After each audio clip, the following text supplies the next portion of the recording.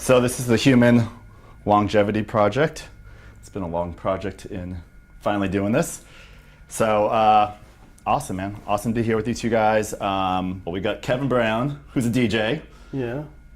Studio engineer. Studio engineer. Speaker. Yes. Amazing human being. Oh, hey, thank you, Jeff. Don't want to undersell it. Awesome. Jeff Edwards. Well, we're all immortalists, right? Oh, yeah. In this room. So, Jeff Edwards, tell me a little bit about you, or tell everybody a little bit about you. Yep. Spent 8 years in the Marines. I'm a master's level registered dietitian. I run a commercial energy efficiency company and love to just stay involved in about a million things, usually too many, but I'm okay with that. Right on, right on. You're doing some cool things, projects.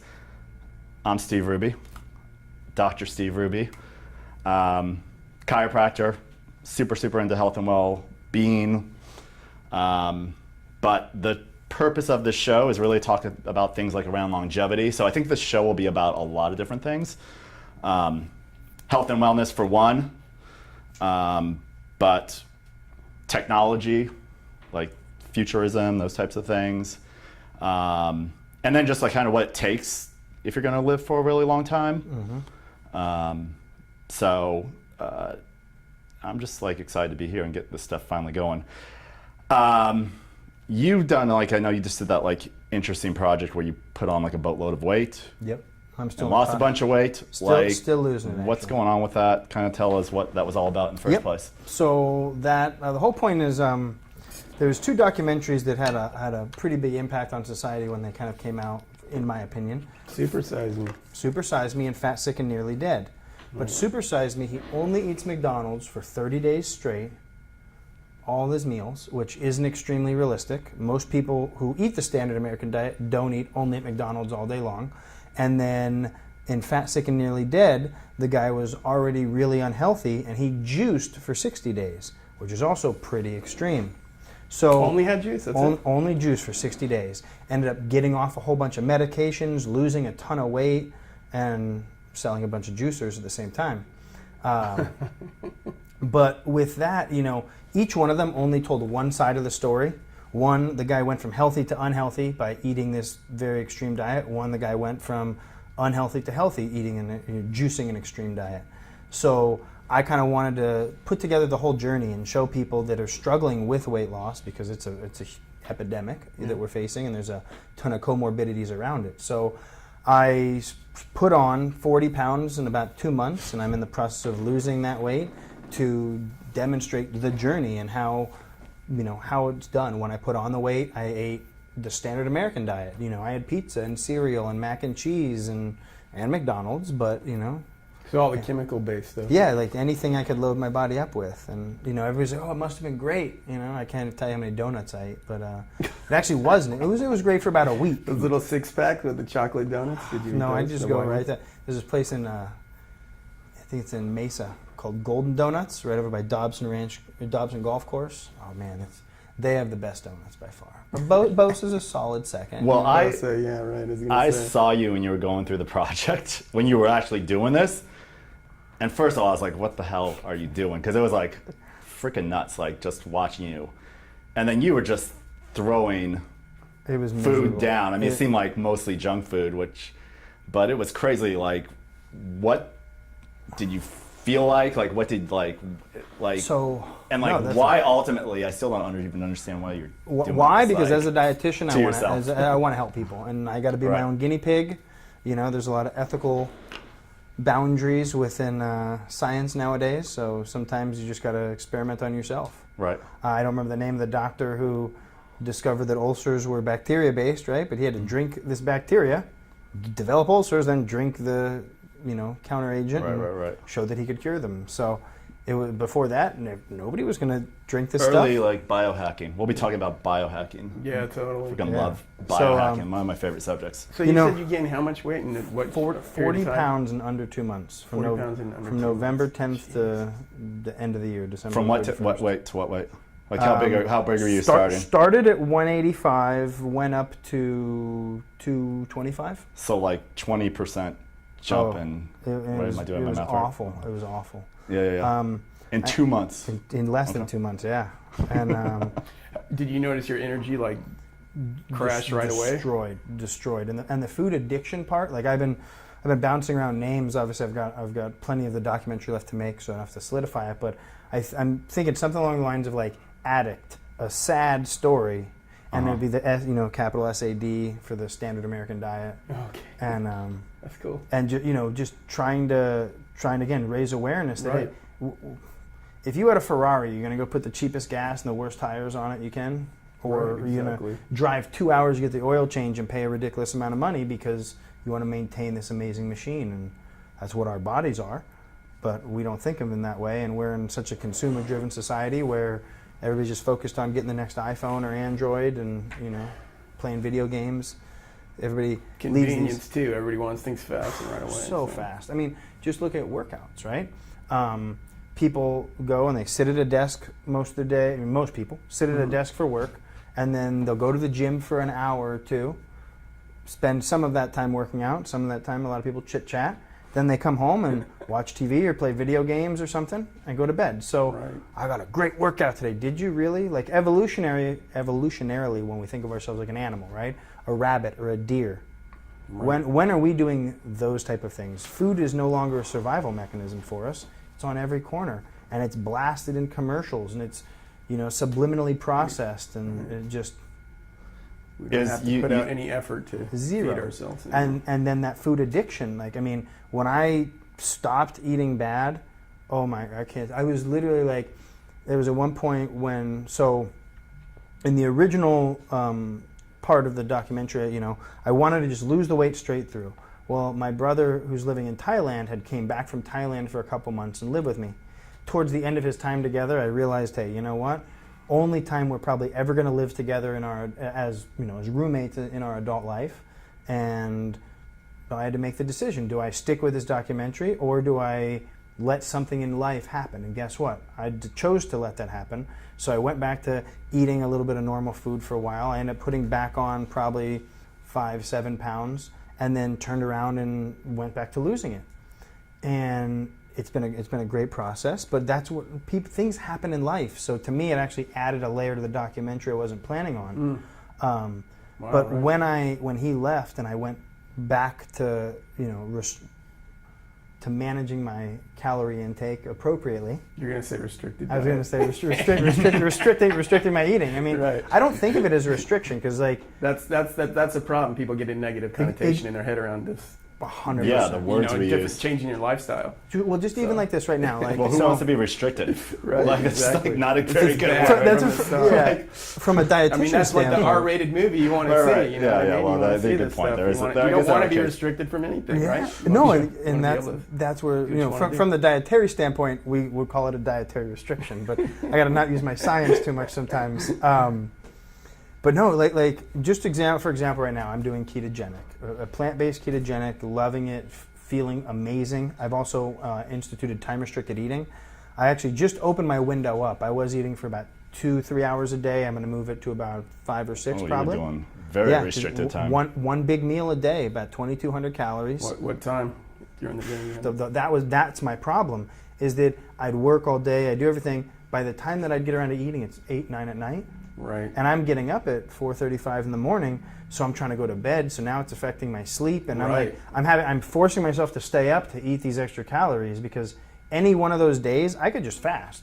But with the workout intensities and things I'm doing, I know gotta that I have need that. to nourish Yeah. for recovery. Are you still trying to lose weight? Oh yeah, no, I'm Yeah. still. I was going to say the way you're doing time restricted is to lose weight. I had this because I do time restricted. It's been really actually awesome for me. But what was a problematic for me that I had to change is in that time that that 8 hours, I do 8 hours, typically 8 hours, like some to 8 hours, just depends. I wasn't getting enough calories. So it's like now it's like I just have to eat a lot in that time, which isn't like a problem for me because like it's disgusting how much I can eat at like one sitting. But a lot of people have that issue with time restricted is that they actually, it's great for losing weight and there's a lot of health benefits to it. Right, but if you you're not can- getting enough nutrients Yep. in that time, like that's actually, it can screw people up. Huge deal. And especially when you're like the less and less you're doing it, I think it's important for people to know like you still have to get the nutrients that you need in that time. So I was just actually reviewing some information earlier today, and it was talking about collagen protein versus, say, whey protein and muscle retention and or growth. And they were saying that in general, the science shows that hydrolyzed whey protein is really great at building muscle. It's phenomenal at it, and probably the best thing to have post-workout. Normally with carbohydrates, because the carbs will shuttle the protein into your body. But on a low protein diet, which ketogenic is, it's actually considered a moderate protein diet from a scientific standpoint. But when you're not having plethoras of the American amount of protein, collagen is actually a much better protein, because its molecular weight actually ends up giving your body more of what it needs for the small amount you can consume. So there was actually just going on that today. Jeff knows his stuff. So how are you taking that? So I take a hydrolyzed collagen powder that I put. So I just made some changes, like I said, to the timing. So now I'm doing, it's 2 cups of organic chicken stock, some organic, 2 tablespoons of organic apple cider vinegar, 2 tablespoons of hydrolyzed collagen. I like to also throw in some MCT oil and avocado oil, and then I try to get spinach or something like that, and I'll throw the spinach in so it kind of wilts with the heat. I'll heat up the chicken broth, basically fill a mason jar with everything else and then pour it in. Sometimes I'll even crack an egg in there and stir it up like a little egg drop soup style. It's awesome. Now you're gonna have to do a YouTube video to show everybody you making it, Ashley. Absolutely. I'm gonna have to finish cleaning my apartment to do a YouTube video. Your movie, you talked about, like you said, sad was in the title, right? Yep. Is that because like mood thing? Like, what did you experience? Like, it was more the standard American diet, which is just sad in general, the way we fuel our bodies. Like, what did it do to you emotionally, though? Oh no, and that was because it's not like, I always think like when people are overweight, like I don't just see like, oh, like it's unhealthy. Like, you see people like it emotionally, like it kills people's joy, like on a chemical level. So what did you? Yeah, no, that's a because I think one of the big things for me, like with health, it's forget the body image stuff and like, oh, they look and they need to be skinny for that reason. It's more of what that's doing to you emotionally. Oh yeah. Even when you talk about somebody sitting in a cubicle all day long, it's like people are just depressed because these aren't like ways we're supposed to. I don't feel like it's like ways we're supposed to live our lives. So one thing I've been really focused on lately is hormonal balancing and stuff like that, looking into a lot of different ways to optimize the hormone levels based on the research that I've done and my personal views on it. Everybody has different ideas about what the goals should be. I'll tell you, so the first time I ever had my blood work looked at from a standpoint of optimization was in middle of 2013 probably, and at the time I felt amazing. I was killing it at work, I was killing it at the gym, exercising regularly, doing lots of trail running. I felt like I was top of the world, right? I got my blood work done. It turned out my thyroid stimulating hormone was 6 times too active. My thyroid was underactive, and while my insulin growth factor was in the range it should be, my testosterone was on the low side. So what does that all mean? I understand what that all means, but what does that all mean? What does that mean in terms of based on what you were saying, right? Making you feel. I felt like I was at 100% running around. Right. I got on some supplements about 2 months later. I was like, wow, what I thought was 100 was like 70%. Right. So I think that goes back to what you're saying about not just how people are fueling their bodies, right? This vicious cycle of what we call toxic hunger from carbohydrates just making you hungry again an hour, 2 hours later, regardless of the nutritional intake you've taken in. Right. But then we've got the opportunity for people don't know they don't feel well. Right. And, it was in an older Joe Rogan podcast or somehow, people don't think of themselves as 2 different versions of themselves. If I go out tonight and I go drink and I party and I eat crap food, I'm going to wake up tomorrow a different version of myself than if I have a salad for dinner, get a good night's rest, meditate, and go to bed. I'm going to wake up 2 completely different people tomorrow. Right. But we don't think of that. We think of, I'm just living my life. I'm just doing my thing. It makes me think of when you had said that, being around some of the people in the music scene, and you're like, oh, I'm so old and I feel so, and you're like, no. Oh yeah, these you're are all just people running in your their body. 20s. Yeah, just running your body how down. old they're getting and how Adrenal. old they feel, and Yeah. These people are like 27, 28. Yeah. It's funny. Adrenal stress through the roof. Everybody's living off Red Bull again and sugar. You know, caffeine and sugar are just as much a drug as heroin and it's everything. Monster, what do they get? Like a Well, like you're hundreds of them. Kevin's like a prime person of somebody who's, I mean, lived a radically different lifestyle in terms of like what you put in your body and where you are now with like what you've done. And a lot of it's like completely changed your mood. Oh yeah, 100%. That's what I was going to ask you about depression. Did you start feeling a lot of depression when you were? Very much so. And I noticed it. So like, I kind of tried to do the same type of thing a year ago, but I only documented the downward side. I didn't want to document the upside because I found it pretty disgusting. And I did. I got so depressed. I mean, there's days I wouldn't leave, and this happened both times. But there's days like I wouldn't leave the house. I mean, there's days I wouldn't get dressed or take a shower for a couple days. Like, it's something like that where it's just like, you just, like, I don't even want to take a shower. It's so much work right now. And I'm going to be all wet, and then I'm going to be clean, and then I'm going to just, like, be here still. Like, and just like you know, what the fucking point? You know, it's like heaviness. And, why am I going to, again, I just moved recently, so I'm trying to finish organizing my apartment. Why do I want to clean my apartment and put away my clothes if I'm just going to have to wear them again and do that's the mentality of like, I'm just going to live in this mess. Did you experience kind of like a brain fog, like when you, like how long in when you started experiencing that? For me, because I came from eating pretty healthy, it happened pretty rapidly, and obviously I was cognizant of it. You know, another thing, obviously, when my brother came and I decided to switch diets, and then when he left, so I noticed it very drastically impact things like my energy levels and how often I was hungry again. Right. Eating one meal a day, I'm not even hungry usually when it comes time to eat. I'm just like, it's time to eat. I got to get this in. That's why I'm eating so late. So trying to move my window up now to, you know, more hours, and so I can spread it out and I can do, you know. It's the craziest thing, like how you eat. Like when you eat clean and less, this is like really shocked me when I'm doing this time restricted eating, because I thought like, I was one of these people like, I have to like eat before I go work out. Like that helps me. I'm going to struggle. And I literally, like, it could have been placebo, like could have made myself have bad workouts if I didn't eat.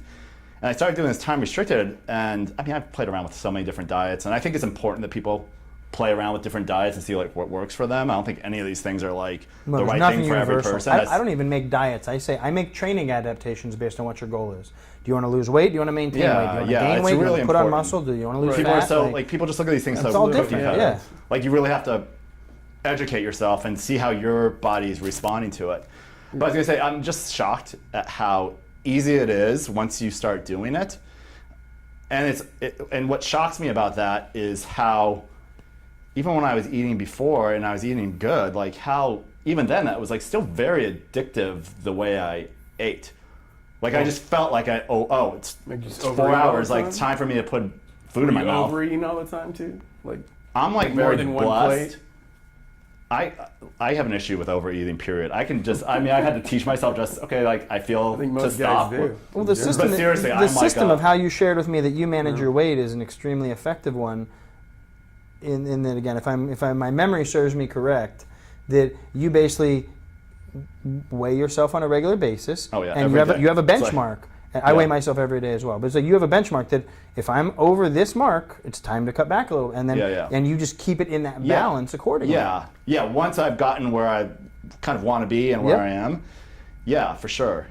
I think that's just now I'm being proactive about it, right? Like I'm so in control of it where I'm at right now. Like whatever, 5 years from now, things might change, hormones might change, whatever, and I have to look at these things. But right now, I'm so in control of it. It's just so simple, but I'm just on it every day. Speaking of so in control of it, and direct to your question, right? When my brother left, it took me almost 2 weeks to get back on a healthy diet. And in order to do that, I had to literally stay at home and water fast for about 36 hours. Because I knew if I left my house, I was gonna go get some fucking junk food. Like it was That's the addiction in there, man. And that's what, like, even when he left, the chemicals are in the food, and you're addicted. And you don't even know which one it is. Well, and there's a ton of them. It's that, and again, you know, in the nutrition field, we call it toxic hunger. It's like, you know, you go eat like a giant meal of, you know, the standard standard thing people talk about a lot is like Chinese food. You eat this giant meal with all these carbs, and then you're hungry 2 hours later. It's like you just had 2,000 calories. Yeah, right. When I was putting on the weight originally, and this speaks directly to that, I was going to Austin for work. So before I left, I had a bacon, egg, and cheese biscuit, a hash brown, and a large iced coffee with, cream and sugar, whatever, from McDonald's. All of that came out to about 960 calories. I got to Austin 2 hours later, and I was hungry again, and I had a Cinnabon. Now, I had the Cinnabon with the extra nuts and stuff on it. I made it about 3/4 of the way through the Cinnabon. God. Now, that Cinnabon is 1,080 calories. So I'm having 2,000 calories within 2 hours of each other. I got through about 3/4 of the Cinnabon, and I was like, I'm kind of full, but obviously I can't leave 1/4 of a Cinnabon. What am I going to do with that later? So forced the rest of that down. By the time I walked from the table to the rental car place, I feel so awful right now. Like, I got in my rental car and I didn't even go anywhere. I just sat in the parking garage and I just talked to the camera like, I think I need a nap. Like, because my blood sugar just just like took a huge dive. Yeah. And it's awful. And again, we don't even know this. If we force people to wear seatbelts for their safety. We force people to say you can't, in the whole marijuana subject, right? Now you can't do this unless you got a card, or it's, some states now it's recreational, but drugs, heroin, crack, all these things you can't. They're all bad. We're going to send you to jail because you're a criminal if you do them. And Portugal has a great model where they just decriminalized it, and they've seen drug use drop dramatically across all facets of their population. But it's because they made it, first they took it off that taboo, you can't have it. Right. I think that, side note, but like DARE, I think that was an awful thing, because what I learned in DARE is I learned all these drugs are equally as bad. And when I was a young kid and I tried pot, and I said, pot's not that bad. Yeah, right. Like, what else are they lying about? And then you just made it a slippery slope. Right. Pot didn't make me go do something else. No. Like, you guys did that by misassociating it. Right. But yeah. And it's self-awareness too. Like, people just aren't self-aware at what's going on with their body. And you have to have like that education with food, drugs, whatever these things. But if you're not self-aware of how it's affecting your body, and you're listening to that story, I mean, that was the thing with like things like DARE or whatever. Like, it just fed a lot of misinformation. And then people find out the truth, and then they're just like, they don't know what to believe anymore anyway about it. Well, the new thing now that the kids are all getting on is prescription drugs anyway. I was just like they don't even want the street stuff. They're because trying to get the prescription drugs because they know they're this almost always they're chemically slightly different. They're the same drug, and the prescription drugs are way better than the street drugs. Right. Of course. Exactly. Well, I was listening to the Joe Rogan podcast with Hamilton. I don't remember what his name is. I know who you're talking about. The guy from Vice. He writes for Vice. Yeah, amazing guy. And he broke down so many different drugs so well, and he talked about Joe Rogan, started talking about fentanyl and how bad it is, and all. And he said, I know the chemist who had originally designed it. The guy had just died recently and all this stuff, but he's basically saying that like the reason why he did it originally is because he thought, well, if we can get these people on a different substance that costs a fraction of what heroin's costing, then they can live a normal life a little more. Because at a certain point, you're addicted to it. You need it, right? Yeah, need to be. There's a reason why methadone clinics and all these things exist. Right. Like, just you need to meter it out. And now, because of the overprescription of these medications, OxyContin, all these things, these doctors have created all. Who was I? I was talking with a gentleman the other day at Cerulean, and he was saying that he's involved with running an addiction center, and he was talking about how just it's so bad. So many of these people who are on Medicare and Medicaid are addicted to these pills because they've been way overprescribed, and now because we're aware of the opioid epidemic, they're cutting back their prescriptions, and there's nothing to fill the void other than for them to basically turn to the streets to find illegal ways to continue to manage their addiction. Yeah. And like they're making all the doing Xanax and stuff. They're cutting that with other horrible stuff, and they're selling that on the street. Oh yeah. It's awful. But then it's like when we talk about being self-aware. You mentioned, we were talking before this thing started about my workouts, right? Just something as simple as what I've really had to put my ego aside and learn is it's not about doing it, it's about doing it right. So there's things like I was doing reverse grip tricep pull downs, and I couldn't get, like, my left hand has never sat flush with the bar. It's always at a little angle, and I just kind of use my pinkies to hold on. Well, what I then learned was that's really, that I'm compensating around something that some weakness that I have for whatever reason. But then as we kind of tracked it back, my biceps, and especially in a world where we live in, where we're very right here, like this is my sphere, that we're all right here. So my biceps actually sit at an angle when they should sit like straight. Wow. So that's affected my running and everything else, and that's why I can't get my arm right. So now I've been doing different exercises just to, like, I basically have to, like, lock my biceps out and then try to turn my wrists in to get my arm in a straight, what Correct. will someday be a straight position. It's been, it's amazing when you realize you've been doing all these techniques wrong for years. Standing, I know I've talked about that at the meetings before, right? Yeah. I 8 years in the Marines, they taught me how to stand just fine. They also taught me how to carry a lot of heavy things on my back, which made me go like this, right? Standing at attention was very straight and rigid, and all my weight ended up back in my heels. I ended up rolling my chest, and I call it my gyroscope, was so far back that the first time that I ever stood up straight, I thought I was going to fall forward. Wow. Because I was so used to being way back here. Your center was so, And so now it's like, crazy. Understanding that the foot is basically like a hand, and that there's muscles that we need to use, right, again, from the ground up. And it's like engaging your feet, getting your toes engaged, getting your calves engaged. What I now know about standing is that the proper standing position, biomechanically, again, from my understanding, is, again, toes engaged, feet, you should have your weight evenly distributed, but more towards the front than on your heels. And you should be kind of almost turning your feet out to engage your calves. And then other than that, it should basically be just your glutes firing to keep your legs almost locked out straight. Right. And the whole structure just follows suit. It's changed. I mean, you did my x-rays already a couple times. We'll do another set, in a few more months. But just the way my pelvis has turned, because I stood in this really awkward position. Yeah, it's crazy. I was like, I skated I skateboarded, vert ramps and pools for years. Started back in the 70s, and I realized that I had, like, this shoulder's lower just from all the grabbing. I did most of the tricks on this side, grabbing, flipping, everything you do. And so I realized now I have a shoulder that's lower. And then if you ever ate shit, you're falling on that side. Yeah. And then I finally, when I was in a contest, I fell and broke my back and didn't realize it. I was in so much pain. I went to so many chiropractors. I was in pain for like 6 months. Oh, wow. Massive pain. It was killing me, traction, everything. And then I went to Steve, like, how many years ago was it? That was like 5 or 6 years ago. Like 5 or 6 years ago, he found the break. Yeah, he's like, this is long after. Yeah, it was my vertebrae. This was like 20 years later. Yeah, it wasn't like it. So my vertebrae had broken off and refused onto my... The body's an amazing machine. Yeah. So people... now I realize, I wasn't full of shit. They're all telling me, it's just muscles, you did something here and there. And I'm like, man, this is, this can't be just muscle pain. That's fucking brutal, man. I mean, seriously, for hours and hours at night, I'd be awake, just in massive pain. Going.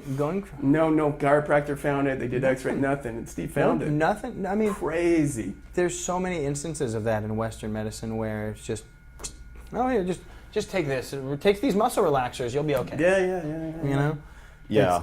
Yeah. It's easy to. It's just shocking to me. I actually find stuff all the time. I mean, it's also like technology. Probably wasn't what it used to be today too. So things get mixed. I'm sure. Yeah.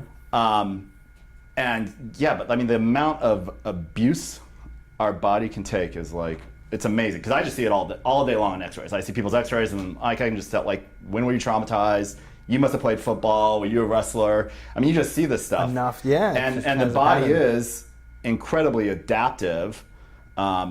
But it pays its toll, and it builds up over time, and it's like this with nutrition, but it's like this with, like, really, like, physical abuse. Yeah. Like there's what our body can take, and then it's well. So that's like when it's abusive to your body, you might not even realize. So we it. spend the rest of the next year trying to correct things, and do you feel like you've corrected any of that? I have absolutely corrected some. I have a long way to go. Yeah, I'm still working on correcting the shoulder. But I have to constantly find myself. Zero back pain now too, which is awesome. So. And that was a big thing with fixing my standing. Is it really eliminated my lower back pain.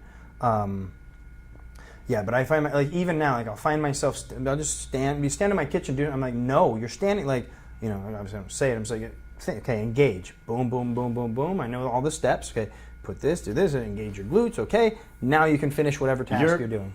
It's because you've been wired that way. Yeah. Like you physically, this is what I think the cool thing is too, and that's why I was asking about the emotional thing too, because people just become emotionally wired ways too. Oh yeah, and with they don't all know this stuff, and it actually ties into our physical, like what goes on. Like even if you sit with bad posture or whatever, like it's depressing. Like it changes the chemicals in your brain.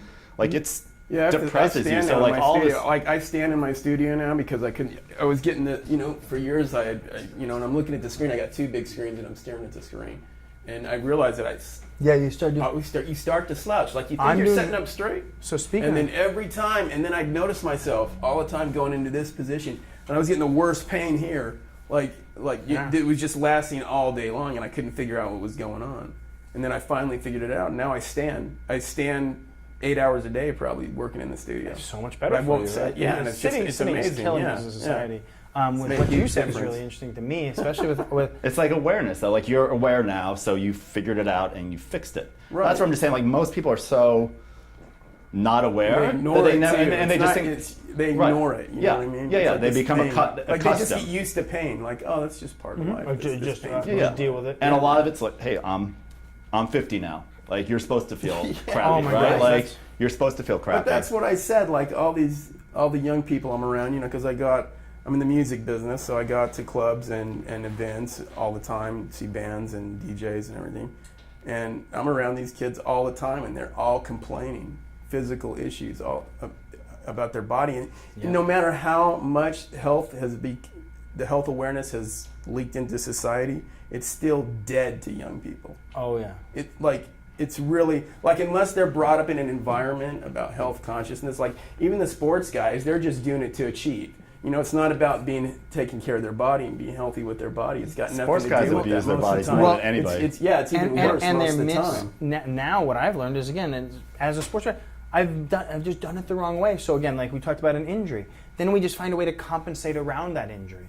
And that's why so many things like, oh, well, your shoulder hurt. Okay, well, for years, nobody could find this broken vertebrae, so you just found a way to continue to live life. And that drastically changed again. Your shoulder structure, your muscular, everything you did, you just found a way to keep living because, Absolutely. Again, if a deer breaks a leg, they're just going to keep hobbling along or something. But us being, conscious beings saying, hey, something's just not right. We don't slow down. And I love the way that you said about changing the kids. I've been saying this for years of just ranting to anybody that would listen. But it's like, I think that we really need to change our society, but starting with that youth education, right? We need to teach kids rhetoric. We need to teach kids nutrition. We need to teach kids physical activity, and those three things. Hey, people can manipulate you with words. Your teachers don't know everything, and you should eat right and exercise on a regular basis. And that will have a huge impact. Financial accountability. Teach the kids how compounding interest works, so that they don't go become an 18-year-old and get a credit card and buy a car with a bad loan, and now you're a mid-20-year-old just trying to pay those debts off. Yeah, society's totally changed from what it used to be. I remember when I was in my 20s, but now, as long as they think though that there's an end and everything's, what's the point? Just go as hard as I can, as long as I can. I understand that thinking. The young person said, and they also think they're invincible. You know what I mean? When you're in your 20s and your teens and 20s, you think you're invincible. I think that's probably something that will never go away. You know everything. That's probably biological. I think it's part of surviving those years too. Yeah, but at the same time, the reality is, as long as they think that death is inevitable, I think they're not going to take care of themselves really because it's a limited game. They see everybody. They see I'm their only parents. They playing see for a everybody. little while. And then when they see someone like me, when I could be their father, every one of them. You know, I'm 52, and they freak, especially when I'm shaved. I don't look like the first time they don't even question like that. I'm an old guy in the room with them. You know what I mean? But it's like they don't like they can't understand it. And I have so many of these people that are younger than me. They probably like 20 years younger than me, and they look like shit. You know, because they just don't take care of their bodies, and they're in that whole system where everybody that they're involved with and everybody that they're connected with is doing that same thing. And that's why I say lifestyle matters. It's just so important. The lifestyle and the people you hang out with and what you want to do. But see, I hang out with all these people and they don't affect me because I already have my own. You've risen. You know who you are and what I want, what I feel, and what I want to be. But trying to say that to them. But then it's great because I do get to use my age a lot on them, and then they freak out when they find out I'll be 53. They freak out because they're like, you know, it's not possible because. You know, like what 53-year-old goes and does this and hangs out and parties till 4 a.m. But I don't drink, I don't smoke, I don't do drugs, and I wake up the next day feeling like 100%. Great, yeah, that was just another day at work. They get hammered and they feel like shit the next day. And you can't keep that up. That lifestyle, you just can't keep up. Kevin, I love that you brought that up though, because I remember for me, you know, I had only heard you speak a few times and seen you at Cerulean. I remember the very first time that we were in like close encounter. And I said something to him. I was like, how old are you? You said 50, 52? And I'm like, I did not, but like, I'm 36, and I thought you were 40, 42, you know. Yeah, right. I'm like you know, this guy's my age for sure. Now, right. You're my age because that's the lifestyle. But I was blown away because I had, like, just that, even being in our group, took me so long to comprehend that, like, this guy's 50. I remember when Javier was talking about building his 7th decade, and I'm like, man, this guy, like, yeah, right. You know, like it looks amazing. What I think, based on what you were saying, that will never change. I think that if we change the way that we educated people, but then as we expand the lifespan, right? If people are living to 200-300 years, those first 20 years, now that's like your first 5 years, right? And then we start to expand. You're no longer required to go to school, do these things, you know. All this stuff that if we go back 50 years to when you were born, right? What was the lifespan back then? How were people living? Probably, you know? I don't know, probably like 60s maybe? 70s probably. It's actually moved very slowly, but it's moved. I mean, we had that giant jump from like the middle medieval times and stuff. But this is, I mean, I think died in their 40s. Yeah, I think what you're saying too is so, I mean, actually it's already changing. Right. Like, we're already going to be living longer and longer, and that technology that's going to make us live longer and longer is already here, and it's just going to keep on coming. You're getting better. So this conversation, it's of like what that means and mindset and what that's going to look like and how that changes the world is super important. You're like the biggest one of the biggest examples I know of where you're at, and you just being 52. Mm-hmm. Of your mindset. Like, you have just a profound mindset around all this stuff. So when you talk about being around these, younger folk, youth, them youth. It's because you're not 52 years old. Overrated. You have 52 years of experience in a journey. Your youth is overrated. People always ask me because they go, how can I stay young? How can I look young? I said, I don't want to be young.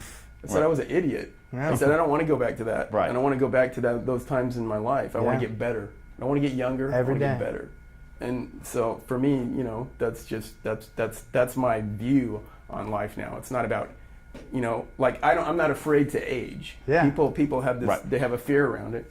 A lot of my friends have deep fear around it. Imagine, because they're more objectified, and for them they have to keep that. That's because aging and is death. It's horrible. It's horrible, but stress ages you more than anything. Oh, yeah. So just the thought of this is really, people don't realize how much your mental mindset has to do with your health and your physical well-being in your daily life. Oh yeah. And what you believe and what you think makes a huge difference. It makes a gigantic difference. And I see it with people all the time. They believe, if you start giving yourself these mantras when you're that young, saying, "Oh, I'm old and I'm this and I'm that," and it's like it's just. Well, it's your and that's why I was saying, like, it becomes a physical reality. Yeah, and your mindset, like when you walk into that environment, it's just that your mindset's set. So that I don't feel any environment different. is super important. Yeah.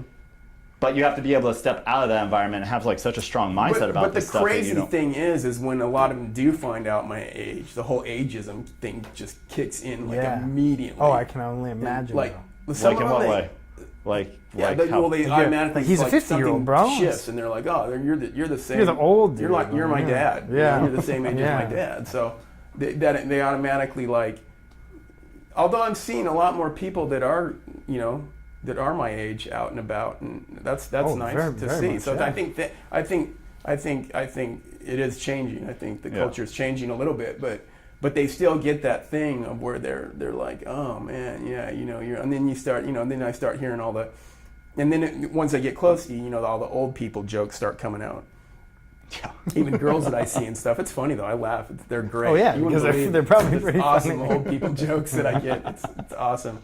So many, and but yeah, I mean, it's crazy to be able to understand that it's not about what other people think and believe. It's about what you feel and believe about yourself. Right. But I just won't play the ageism game. And I won't wear a costume of a 52-year-old or whatever the hell I'm supposed to look like or be like. And all these people, they go through their whole life living those decades. This is what I'm supposed to look like when I'm in my 20s. This is what I'm supposed to look like when I'm in my 30s, 40s, 50s, 60s, bam, bam, bam, bam, bam. And then they only hang out with that crowd, I love that you called it a costume because that's really, like, people put it on and they don't know. Yeah. And they don't realize that that's, like, I'm putting myself in this box. And these are going to be my limitations, and this is how I'm going to be trapped in this. And I'm 50, so I can't go do these things that I did when I was 30. Exactly. And then the fear sets in, and then the whole bucket list thing. What the hell do you even have that for? That's because you're going to die. Like you live now. Just if we look at healthcare spending, do what you want to do. Right? I mean, what do we spend? Like, I don't remember the stats off the top of my head, but it's a majority percentage of healthcare spending is in the very end stages of life, like hospice style care, like last ditch efforts to try to, if we redistributed some of that and we took care of ourselves throughout the course, then first, that's not going to be nearly as bad, and second, it's going to be much further down the road. Well, and that's without our other modalities that are coming out. Yeah. Oh, well, it's coming so fast now anyway that in another 10 years we'll be blown away by. I'll use this example. What's going to be happening? I've always had amazing vision. When I was in the Marines, I think I had 20/15 in my right, 20/17 in my left. So it's better than 20/20. I was so proud of it. I was always, both my parents had glasses. I was running around forever. No, don't need it. I'm fine. Blah blah. Well, when my brother was here, he was playing some video poker, and I'd be like, "Oh, you got a pair," and he's like, "No, it's like a queen and a 9 or something." I'm like, "Oh, you got matching. They're suited." And he's like, "No, they're not suited." And I'm like, and I had to realize, I'm like, is my fucking vision going? Oh man. So now I've started to actually take more care of my eyes, and I'm gonna go probably get some glasses because forever I viewed glasses as a crutch because I was like, I got great vision. And all these other people who don't, they need glasses. I don't need them. But now I've realized that it's not that it's a crutch, that it's an optimization, right? I can optimize my vision more. And this is AI, man. That augmented reality, baby. Like that's where we're moving to. That's absolutely what it is. And that's I don't even care about that. I started wearing glasses when I was, 18, I think. Well, and that's a biological problem. Like all those things are going to be fixed. Yeah, right. And then on top of it, everything's going to be enhanced and augmented. And again, we're already augmented walking around with our. People are so afraid of the whole AI thing, and they're already using AI. I mean, it's happened. It's already. It's just going to get little better. Robots in their hand all the time. It's happened. It's just going to get better. Like that's what people don't realize. They think at some point we're going to be like, this is where we need to stop. Like no, like that's not how humans have ever worked. It's AI is already happening. It's just now how much can we improve upon it? So probably infinitely. And then what does that do to us? And I mean, we'll get some people on the show for sure who will talk about these things. Oh yeah, because that's we can't cool, wait. and it's through the roof. So happening so fast now. Okay, so I love that you just said that though because I meant to bring it up earlier. So I lost my Garmin like 2 weeks ago wakeboarding on my very last run. It got ripped off. I was dying. I went back scuba diving for it. I'm gonna go again, try to find it. But It's a good reason to go scuba diving. and right, any reason's a I good love reason to go scuba scuba diving. But anyway, so living without that data has been like a drastic change for me because I'm like a data whore. I want all the information so I don't need to analyze it right now, but I want to be able to go back as a scientist and look at how did when I log my nutrition and log my weight every day, I can go back and I create trends. I can see how when I eat like this is how the weight goes. When I eat like this is how the weight goes. Right. Same thing with why I do my blood work so often and all these other testing. I'm constantly wanting to get these benchmarks.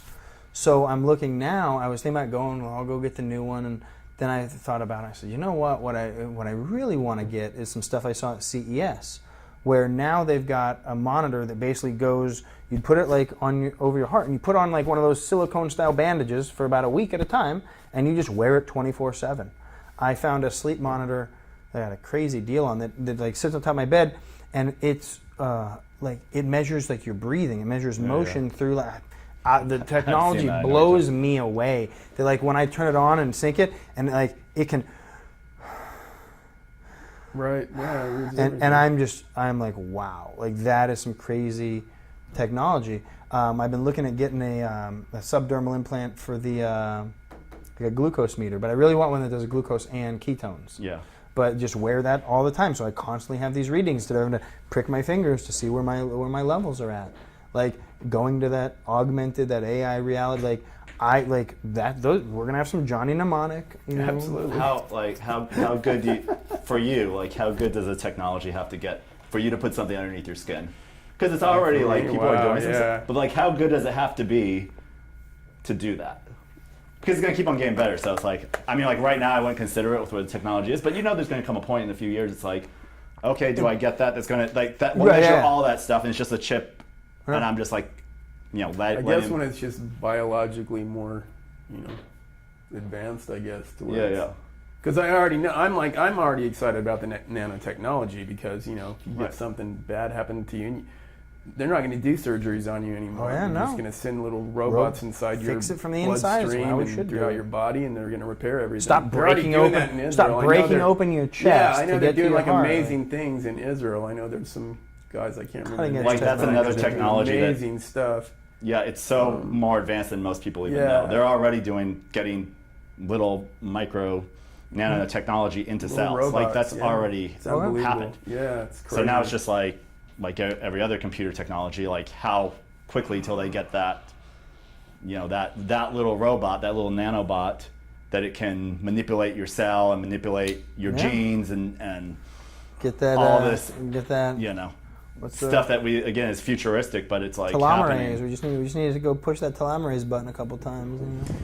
Yeah, and there's so many things they're finding. Like I think everybody thinks it's just they're going to find this one pill or this one thing that's going to. We're still do stuck it for in that everybody. mentality, and I don't think it's going to be that way. I think it's going to be just this broad spectrum of a lot of different things you got to do, and you're just going to have to incorporate it into your life. It's going to just become part of your lifestyle to do these things. Like you don't think about breathing air. You don't think about those are just things you do. And I think that's how it's going to be. We're going to adapt these things into our daily lives, and they're just going to be like that. Things that come along quick, and we're just going to, no one questions this now. Yeah, no. They don't question anything. They're just things they don't question, and everybody has it. Eventually, that's how radical life extension is going to be. Eventually, everybody's just going to have it in their life, whether they want it or not. It's going to be available. It's going to be the 100th monkey syndrome. Exactly, and that's how it's going to happen. It's actually a natural progression, and that's the whole thing that's happening now. The cell phone is the best example, because if you drop back in time 30 years and asked yourself or asked somebody like, hey, do you want this device? It's going to know everything about you. It's going to know what you're into more than you know what you're into. It's going to report it to other people. We're going to use that to sell you make calls and check which mail. Which kind of makes it bad that they don't. But everybody probably says, what you're into. You'd probably say, I don't want that. Yeah. Just like what people are saying now. I don't want that stuff in my body. Big Brother thing. I don't want to live. But no, but this is the thing. Like we think we don't want it. Like people think they don't want this stuff. They want it. They're going to want it. They've just been programmed to think like the new thing that everybody's bitching about is the self-driving car thing. That's the new thing that everybody's really kind of bitching about. Because that's ridiculous that people. It's a control thing. It's going to happen. People more than anything. But to save that many lives, I mean. So people don't want. I don't know. I think a lot of people that I talk to. No, I talk to people. Most people don't want. They don't want. Or they don't want. Why? They want to have control of their Because they want to drive vehicle, and themselves. They want to do their own thing, and they don't want to have to rely on because anything. They want to be able to speed, too. Because they're still stuck in the fact that human error can do it better? Is that, Right, it sounds right. like what... Well, it's that whole example of what one pedestrian was killed here this past year, right? By a self-driving car. You know how many people are killed all the time by not self-driving cars, like on a daily basis? So this is the hilarious thing about it. Like one thing happened, they have one instance of that, and then the mayor, whatever, Flake or whoever wanted to kill it immediately. And not do and not doing research over that one thing that happened. They do kill it. I don't see those cars driving around anymore. Totally. And that's the thing, and it's all politics, and it's all where the money's at, and where things are going. But they can't stop this stuff. It's going to happen no matter what. Well, there's one that's Whammo or something. It's these white vans. They've only, as far as I know, ever been in like Tempe area, Tempe, Chandler, Gilbert, something like. They've never been in Scottsdale or Phoenix, as far as I know. I was reading an article about it, but it probably has to do with the city municipality laws. But yeah, I see them around all the time still when I'm down there working. Mm-hmm. They might have somebody control. They might have somebody controlling. Well, I mean, it, the Uber that hit that person, the driver. I mean, whether they showed the photos, the driver was like texting or whatever, like looking down at his phone. Wow. So there's still driver fucking error. Yeah, like, totally. If he had been paying attention, he could have done the manual override and saved that person. Here's the thing that's like, but here's why this is going to happen. Like, this is like important for people to understand. The reason it's going to happen, I mean, just to the logistics of why it will happen and has to happen, is because driving is one of the most dangerous things that we do. It's the human most error. dangerous Even if thing you're a you can do good every day. driver, listen, if you're a good driver, you Well, take it's not just about you. It's about everybody else on the road. Yeah, but even if you're a good driver, you take your eyes. Like, human error is just human error. Like, we all make errors. Like, so it's going to happen because human error kills so many people. Once the technology is good enough, the whole thing is the technology is not there yet. But once the technology is good enough, first of all, it's going to be so much more convenient.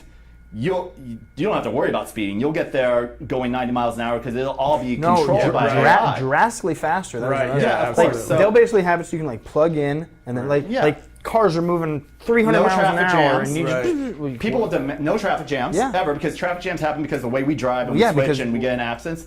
So it's going to happen when it's there, and they'll look back and be like, "That was like, why would we ever allow to do this?" Why were people ever allowed to drive a car? Right, that's what they're going to think 20 years from now. And listen, people didn't want to give up their horses. Yeah. You know, like, no, they didn't. Like, Model T will never take off. You know, because you know what you could do on your horse? You could get drunk at the bar and jump on your horse and pass out, and your horse would freaking get you home. Like, which, by the way, we're going to have again, because you're going to be able to get drunk at the bar, jump in your car, but and no DUI. But see, that's the whole thing, though. They make a lot of money off those DUIs. Yeah, I always say that. I say, like, if it's illegal, if it's illegal to drink and drive, why are there parking lots of bars? Arizona kills all the solar stuff. I mean, it's all about money. You know what I mean? It's money stuff. So we just got to get the right people with the money. Well, there's all these industries. Hopefully. And that's happening. I think a lot of those guys are fighting pretty heavy to get the new technology advanced, and but it's all about that, where the money's at. Well, this is why I mean, like energy is the biggest business in the world. Oh yeah. Well, it's just hard once somebody has all this money that they're making in a free market, and once they have all this money they're making in our kind of free market where when you have a lot of money, you can influence politics quite a bit. They're going to want to hold on to that money and their industry for a long time. And that's not even an argument that happens all the time. It will switch, but there's an interest to hold on to it, right? Pharmaceutical industry has an interest in being against regenerative medicine because that's going to hurt their bottom line. It's not that they're all about medicine, they're about their money. And so they're going to, and so energy is the big way. The medical field in general is not about preventative. Well, it's going to shift, but for them, and I think a lot of these pharmaceutical some of them, what I understand, are trying to get into to this technology of the better. But you know what's making that happen? Better medication. What's really making it happen is tech, because like companies like Google, that's what I mean. These like tech companies, they start dumping a lot of money into like living a super long time. Absolutely. Like Calico, Google's Calico. I mean, I don't know how much money Google's dumping into that, but like hiring like Ray Kurzweil as their like head like engineer scientist, like they're very serious about these like longevity things. They're going to spend billions, and they're serious because they're going to make billions of dollars too. Yeah, right. Absolutely. I mean, they see potential and profit. Like they're, I mean, and Well, Marlboro, I mean, for example, Marlboro, I don't even remember how many years ago, patented a marijuana cigarette. Way before medical marijuana was even a thing. Because they knew someday it was going to come down and they wanted to try to be first in line. That's cool. Like, you know, they've got to be able to shift with the industry, but that's where, again, it's like, in terms of, and again, everybody we could have clean water and power to everyone on the planet. Right? I mean, that's the numbers are there, but somebody has to go. How did you see, like you said, you're in the Marines for a long time. What did you see when you were over there, when you were overseas? What was the living conditions like? Well, that's okay. Now we're on a whole different subject, and that comes down to where a lot of people, like, we can go over, just talk about the Iraq War, the latest one. And, you know, I was so disappointed when we pulled out because, I mean, we did this not just in the whole large scale, but on the small scale, even for, let's say, like Ramadi, where we had to fight, in Fallujah, where we had to, house by house, take that with our lives and our blood for those people who wanted us there. Right. Those citizens were getting massacred, were getting brutalized. They had no power, no water, no food, no anything. And it wasn't just bad when Saddam left, but then what ISIS and the Taliban have done, I mean, it is medieval. Like, other than the fact they have electricity, like, you're living under a warlord who's going to take and do what he wants. Wow. And it's like, we've got, you know, I don't want to throw too many political terms out, but then some of these people that, in my view, are on the left-hand side are so like, no, we're those, they don't want us there. You know who doesn't want us there? The 0.001% who are these extremists who are over here beheading their own citizens to keep them scared. Right. Like, that was what we were dealing with. And yeah, why would they? Why is ISIS going around blowing up historical monuments and things like that? Because they want to have whatever power they can take from everybody else. Right. And being able to say, we've got a lot of good people who are willing to go give their lives so that this place can move in that direction. But instead of understanding the feasibility of what it was really going to take when we went in there with a bad plan, shouldn't have disbanded the Iraqi military to begin with. Then we had to like restart assembling this Iraqi military, and it's going to take them, it is and will take them a very long time to get to where they can defend themselves against these types of people who are willing to do whatever. Do you see, though, let's go to the bottom line of war. Yeah. Don't you, or wouldn't you agree, or don't you think that the bottom line with war has to do with poverty? The difference between extreme poverty and extreme wealth. I'm going to say that I don't really think so. Mm-hmm. I don't see a lot of the, okay, let's use El Chapo here, for example. He came from extreme poverty into extreme wealth and left a trail of bodies supposedly in his way, right? That type of story absolutely exists. But I think that these, especially in some of these other areas, it's not about extreme poverty versus wealth. If this whole area is in poverty, they're not comparing themselves to the average American. They're just like, oh, well, you've got 3 goats and you've got 3 goats, and guess what? I fucking want 6 goats, so I'm going to come by at nighttime. I'm going to take you both out while you're sleeping, and I got 6 goats. I think so it is I mean, we can say poverty, but there's so much more. But don't you think that the reason we're there is financial gain? I can't tell you why we went there originally, other than the weapons of mass destruction that we still have not been able to find. So what I can say, though, is once we were there, right? If we're just talking on humanitarian levels, right, and people don't like, oh, the U.S., we're not the world's police. Well, guess what? First, the kind of atrocities that were going on over there, we as this moral society definitely should be protecting those people. Mm-hmm. But there's so many of those atrocities that are happening in so many places in the world, So how do you, why do they pick and choose this area? What I'm trying to say is, why do they pick and choose this region? And for some reason, I think it might have something to do with the oil. But I think it might have, but that's where we haven't taken their oil. We didn't go take their oil. We didn't conquer them. But it's just control of regions, I think that Junior wanted to finish his dad's war. Right. But then even the first war then. And control of regions, though, too, right? Because, if you control the, But This if country's we run install on a fuel. puppet government that Right. then sends us this and that and the I other mean, thing. this government's basically run on fuel. It basically is. I It's mean, the whole certainly a society piece of is. the equation. Like there's places we don't go into when we choose Exactly, not to. that are because like it's that are I like think that- But I just mean, as bad. any and just as country protects its tormented. interests, though. I mean, in that sense. But don't you- I think the underlying yeah. thing is like it's at the end of the day, I think the deep issue is it's all tribal anyway. It's tribal That's with right. us, absolutely. It's And tribal even- even in America, which you can see even- with the Democrats even and the within- Republicans even within and all that Iraq, stuff. it's It's very tribal. tribal. But I think when life becomes so taken for granted, when it's so easy to take life, don't you think that dictates like the decisions? I would say is Because and what's always boggled me is how many Christians are actually Christian people are actually in the military. And that's always boggled me because to be Christed right, and is that's where to I mean, cherish life more than anything. That's the ultimate supposedly. goal. Yeah, the Right? life thou shalt not kill.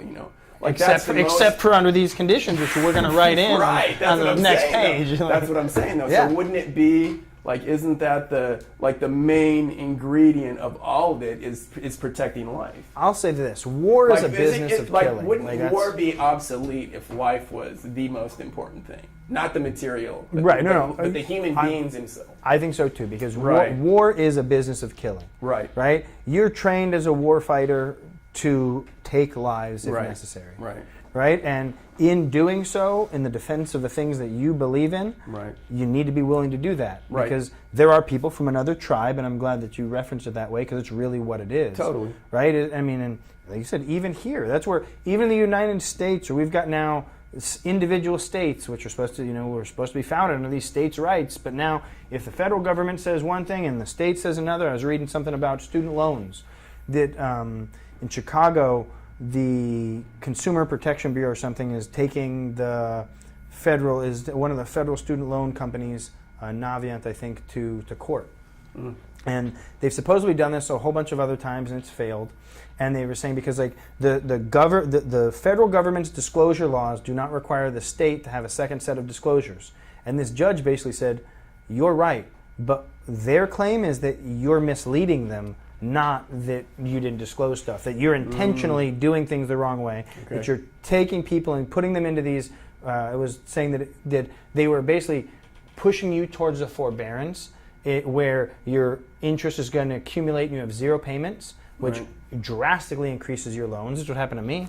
I mean, my loans went up, I don't even know, 115 to 150,000 within a couple of years because you get compounding interest. Right. And it's just, the payments are so ridiculous now, and that's what they're saying. That they, instead of saying, hey, you know what, can you pay $20 a month? Let's do that. Say, oh no, just don't pay anything. It'll be better. You can just save your money.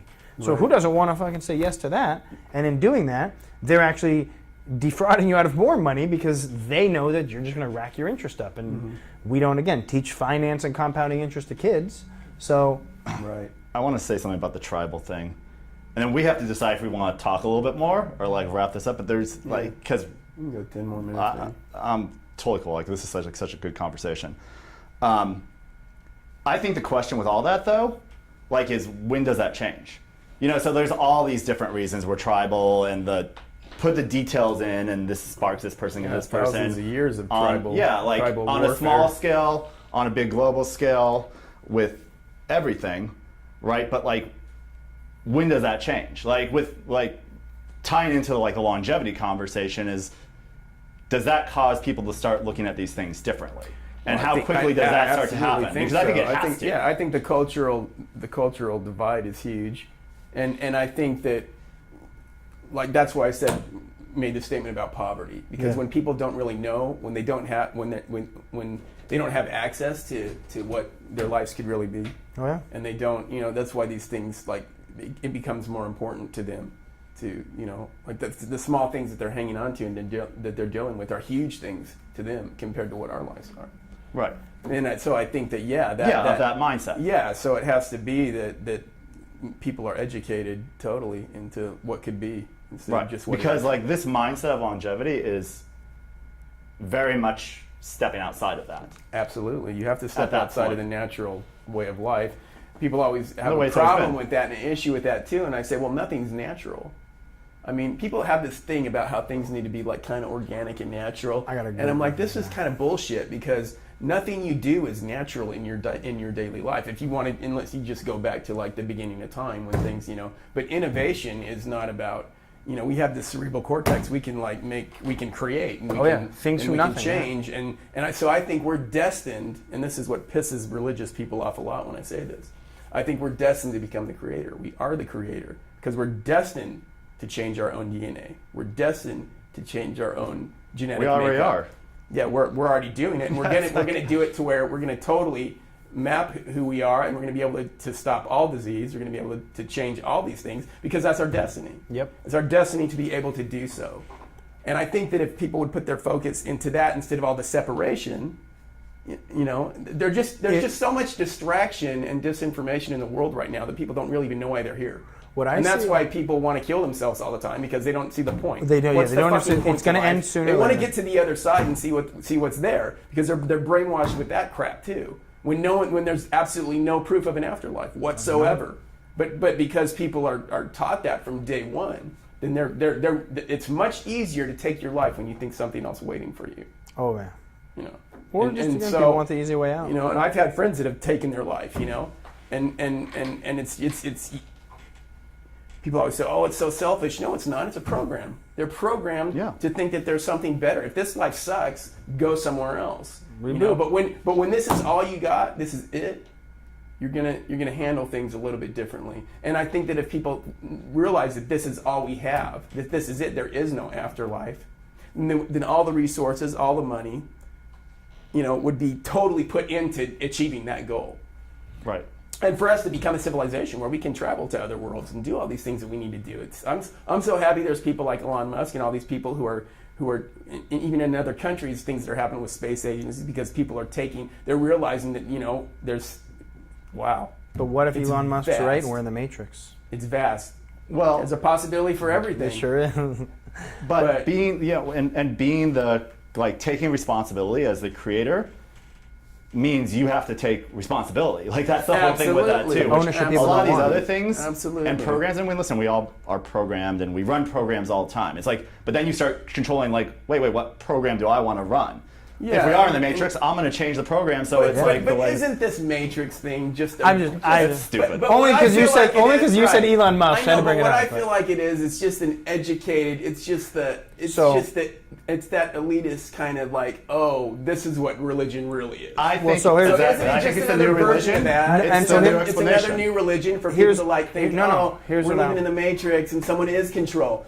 People don't ever want to take responsibility. There's still someone in control, even in that situation. Someone created this world. It can't just be that this shit happened. Can't it just be that this shit happened? That it happened because of the universe did its thing, and that's the way it is. It's just something, again, that's outside of, here's the explanation for the things we can't explain. Until we explain that, and then now we'll have some new person will think of some idea of why waste time on things you can't explain? Just take care of what's happening now. I think in the answer to your tribalism question, I think that even let's just say that we had unlimited lifespans right now. I still think that there's going to be certain people. I would love to see the majority of the population, but I think there's again 0.001%. There's still going to be people out there who have desires to hurt others or to do things to others. I think that the biggest way for us to overcome the tribalism is going to be another species. I think something like that would now we're not China versus the U.S. versus Russia. We're humans, and there's something else out there. Right. But there's in relation to that and the Matrix thing, an amazing podcast of Joe Rogan's I believe he was an astrobiologist, and he was talking about life on other planets and all these other things. And he was saying that at some point, even though we're going through all this, he still had to address the fact that at some point, even now, we've got computer simulations that run these things that give all these different variables and account for all this different stuff. So at some point, is it not feasible that we potentially are, we're a computer program that a society that has existed for billions of years has created, because we're part of their program that has expanded out into the universe, and as the program continues to write itself, you're your own program. You're getting matrixy.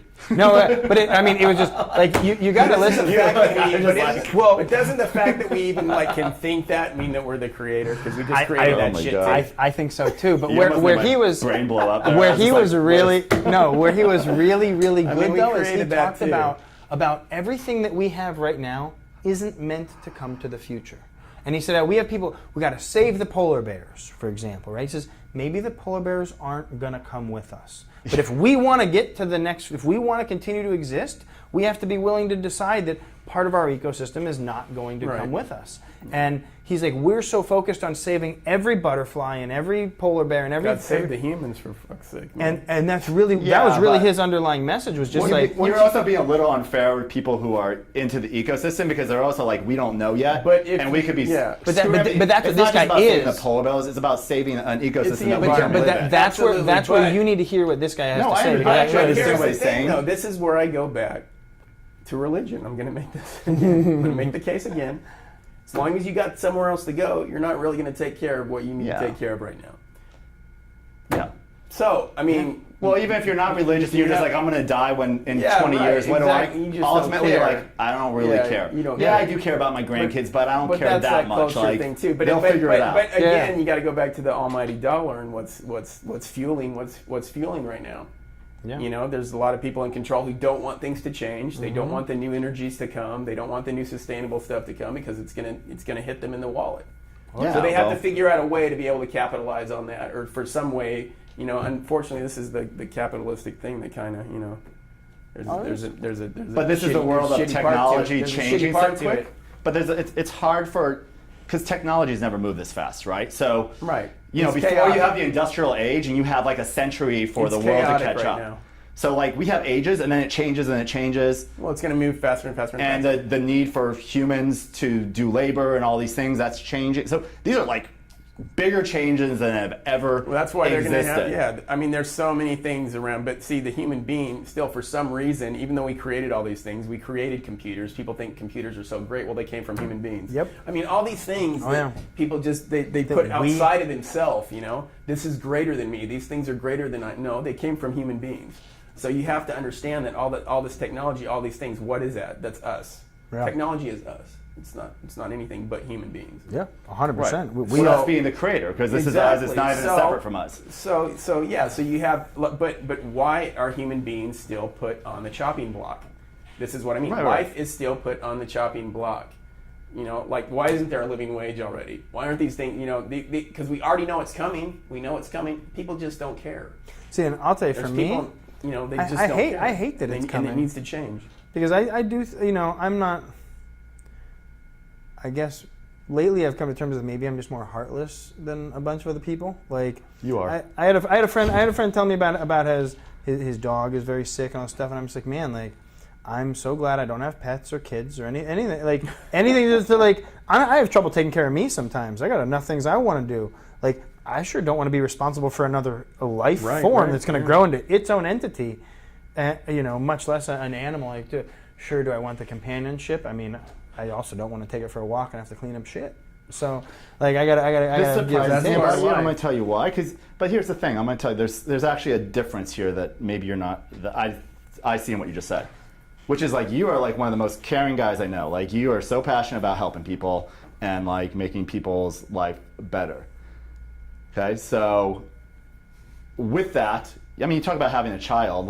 Why would you feel any different about that in this sense than you do about me? You take a lot of responsibility on other people because you care about them and you care too. Oh yeah. Why wouldn't you? I feel like you would feel that way about me. You'd feel that way about Kevin. You feel about that way about people who are here.